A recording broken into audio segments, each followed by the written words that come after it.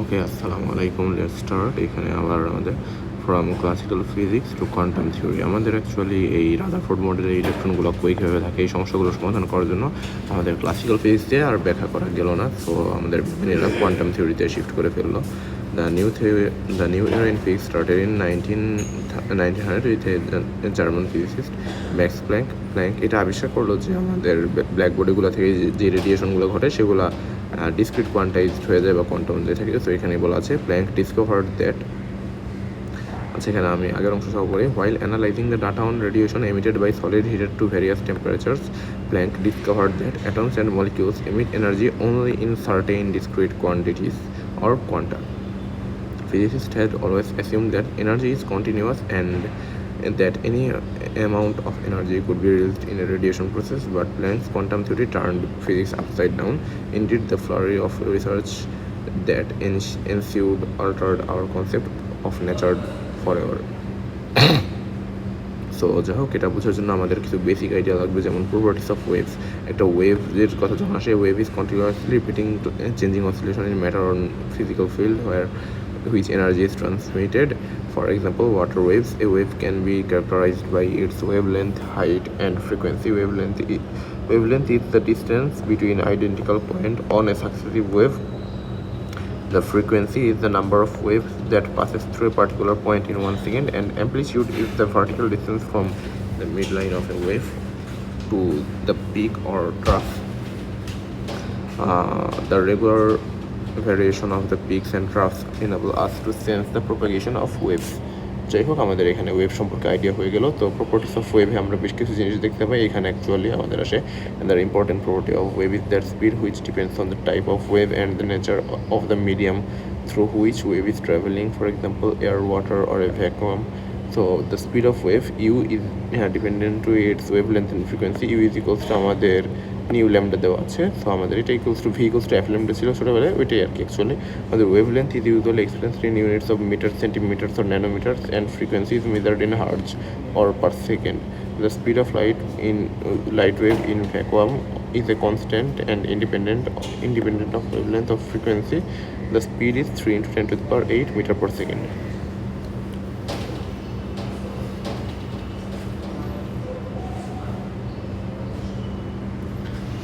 So electromagnetic radiation এই জিনিসটা আমাদের বুঝতে হবে। আমাদের ওয়েভের আইডিয়া থেকে এই ওয়েভের আইডিয়ার সাথে এটার বেশ সম্পর্কযুক্ত। Electromagnetic radiation is the emission and transmission of energy in the form of electromagnetic waves.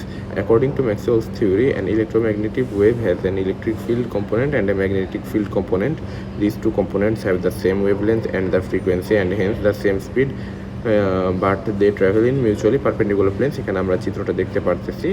R the model accurately describes how energy in the form of radiation can be propagated through the space as vibrating electric and magnetic fields. So এটা আমাদের actually বিভিন্ন ব্যাপার দেওয়া আছে, আর এগুলো হইতেছে wave. তো আমাদের সিরিয়ালটা যদি পড়ি, আমাদের gamma ray, X ray, ultraviolet, visible, infrared, microwave, radio wave, আর প্ল্যাঙ্কস কোয়ান্টাম থিওরি আসে। এরপর আমাদের পরবর্তী টপিকের আলোচনা। একটু 1 মিনিট, আমার এই কলমের গায়ে চার্জটা হঠাৎ করে শেষ হয়েছে, আমি একটু আবার ওপেন করে নিই।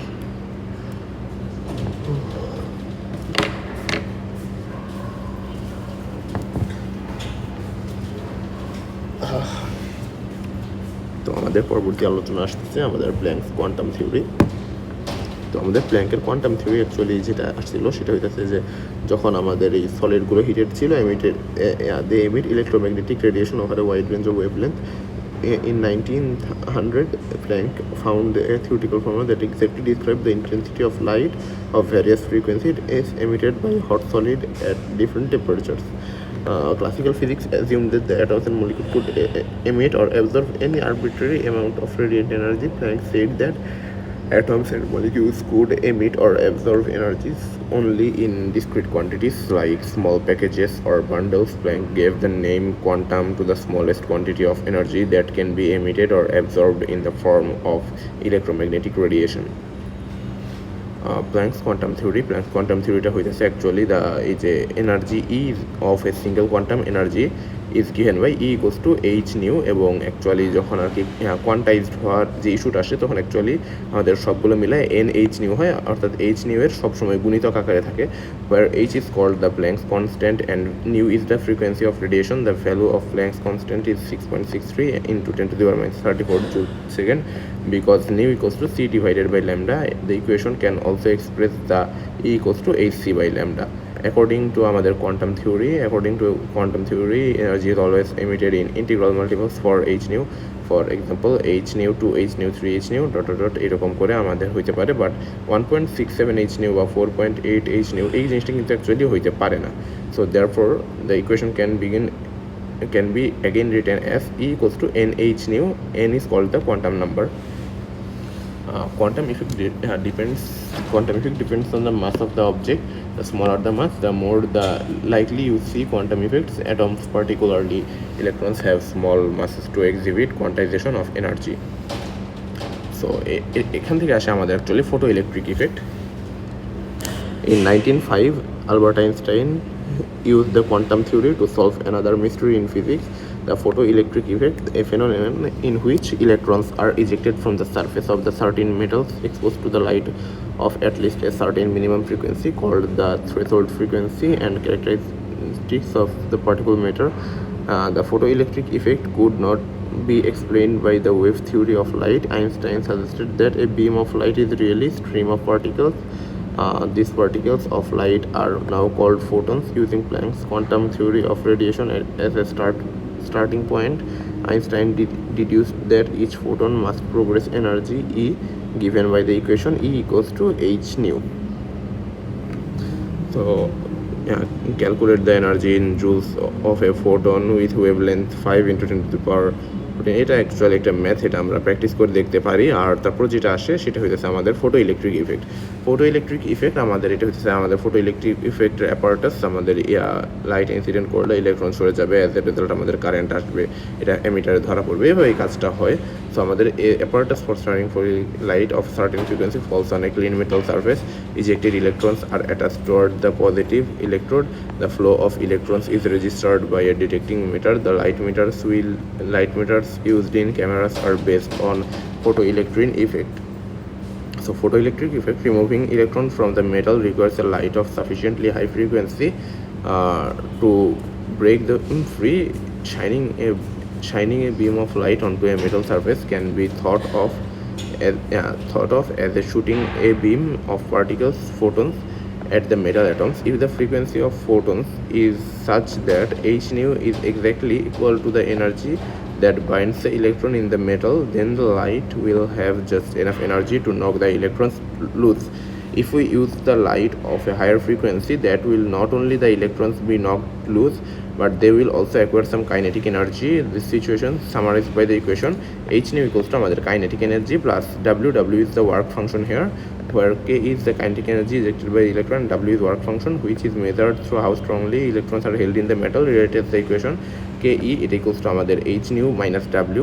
It shows that the more energetic the photon on the higher the frequency, the greater the kinetic energy of the ejected electron. এবং এখানে উল্লেখযোগ্য হইতেছে ওয়ার্ক ফাংশন হইতেছে আমাদের মেটালগুলোর নির্দিষ্ট ধর্ম, এগুলোর মাধ্যমে আমাদের মেটাল শনাক্ত করা সম্ভব। সো এরপর আসে আমাদের ফটো ইলেকট্রিক ইফেক্ট সংক্রান্ত একটা প্রবলেম দেওয়া আছে, আমাদের কিছু ডাটা দেওয়া আছে, এখানে ম্যাথ আছে, এটা আমরা এই ম্যাথটা কিছুটা প্র্যাকটিস করে দেখতে পারি। তারপর আমাদের যে বিষয়টা আছে, আমাদের একটা গুরুত্বপূর্ণ বিষয়, আমাদের the formula E equals to h nu displace the wave particle wave nature of লাইটের ডুয়েল নেচার। এটা অ্যাকচুয়ালি প্রমাণ করে এই যে আমাদের E equals to h nu, আর হইতেছে ইলেকট্রনের ডুয়েল নেচার প্রমাণ করে হইতেছে আমাদের ডি ব্রগলির ইকুয়েশন। এই বিষয়ে আমাদের একটু সাবধান থাকতে হবে।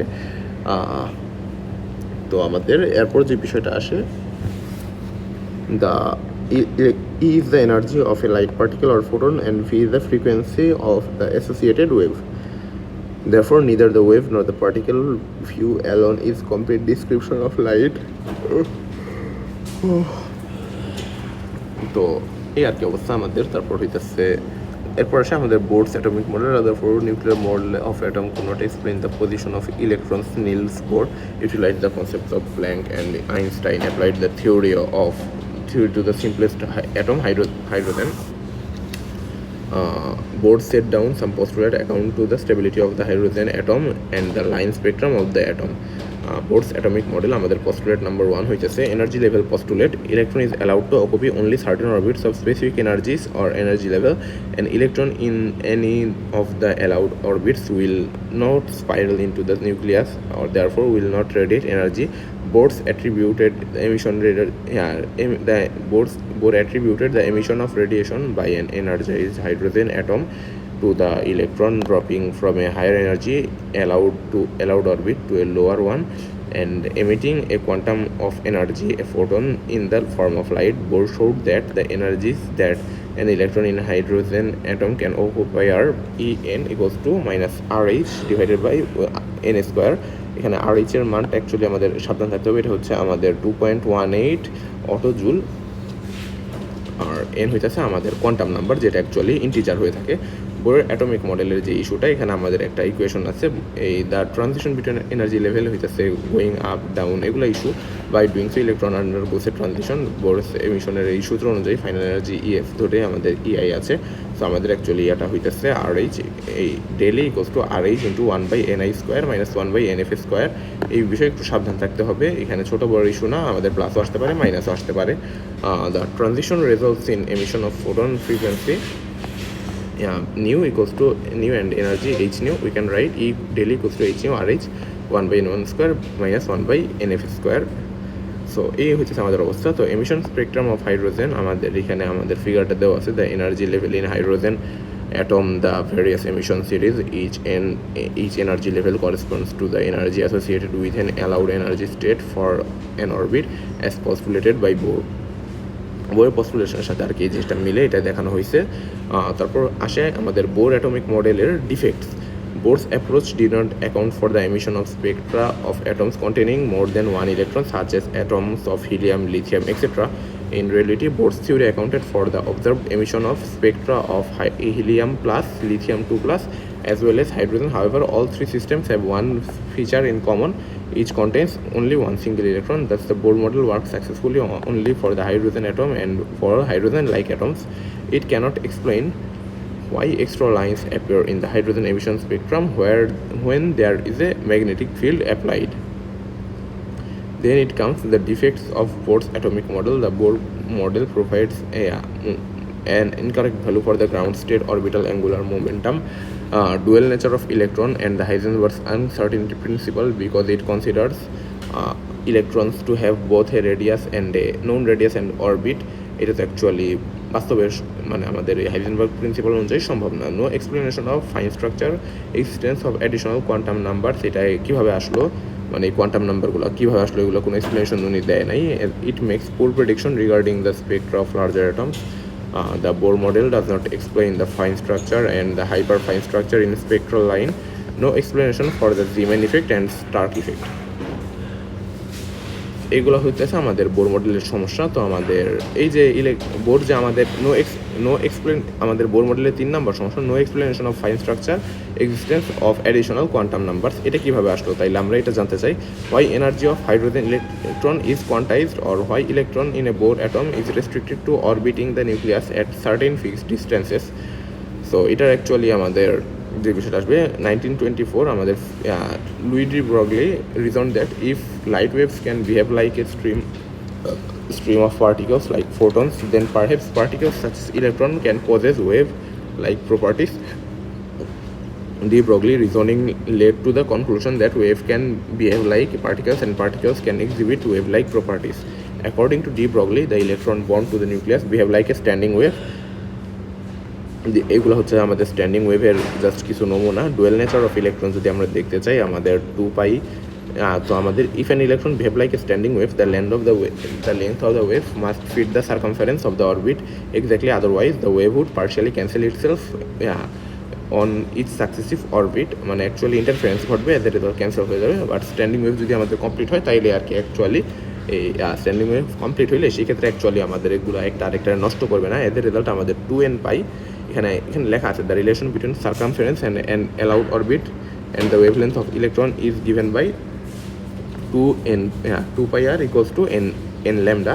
সো আমাদের এই n ইকুয়ালস টু 1 2 3 এরকম বিভিন্ন ইন্টিজার হইতে পারে। So as an integer r can have certain values as n increases from 1 to higher.